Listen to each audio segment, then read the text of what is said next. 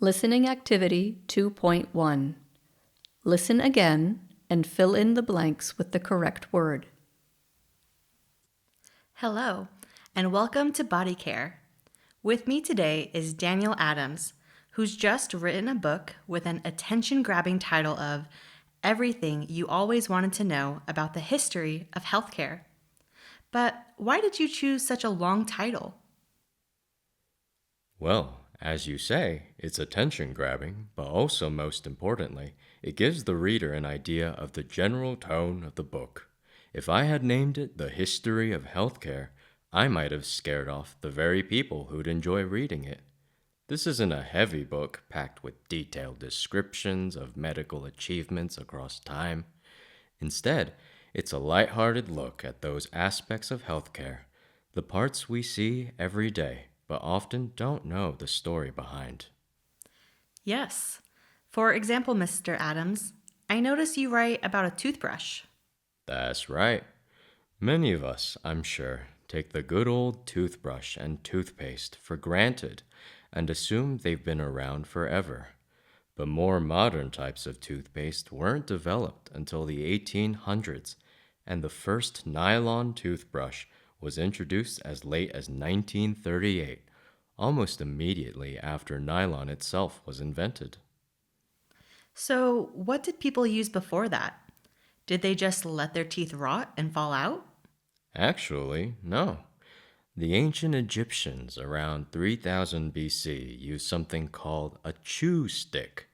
Basically, a twig they chewed at one end to make it soft and frayed, then used it to clean their teeth. Later, in the 15th century, the Chinese created the first real toothbrush. Instead of nylon, they used tough hairs from the back of a Siberian wild pig's neck, set into a bamboo or bone handle. Wasn't that rather painful for the gums? Yes, when toothbrushes reached Europe, many refined upper class people preferred softer horsehair bristles. Can't say I blame them. No, indeed. And you mentioned toothpaste. What were the origins of that? Well, again, this goes back to the ancient Egyptians who used a mixture of wine vinegar and pumice stone. That's the gray stone from volcanoes?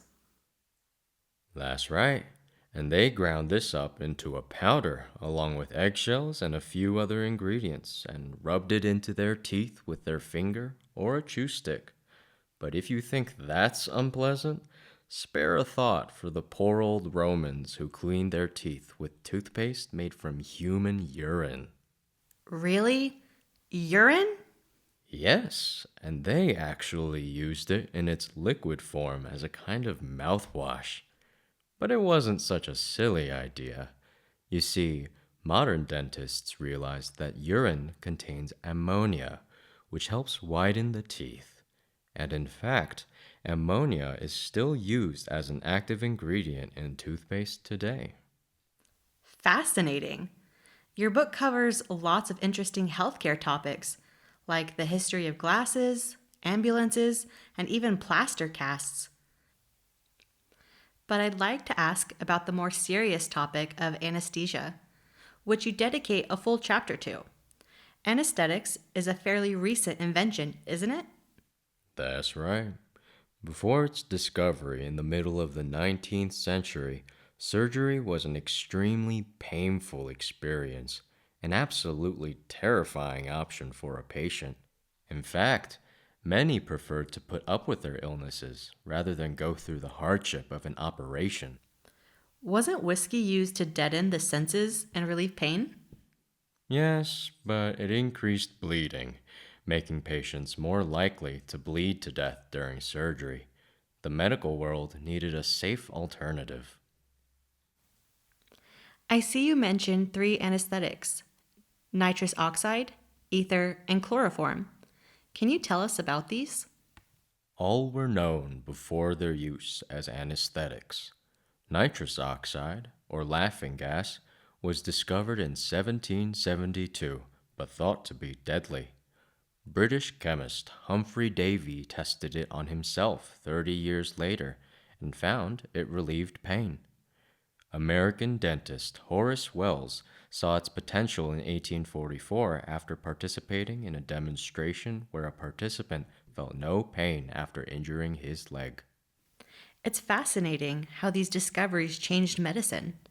What impact did they have on surgery? They revolutionized surgery by allowing for pain free operations, significantly improving patient outcomes and making complex procedures possible. It's incredible how far we've come in medical practices. Thank you for sharing this valuable information. My pleasure. Understanding our medical history helps us appreciate modern advancements even more.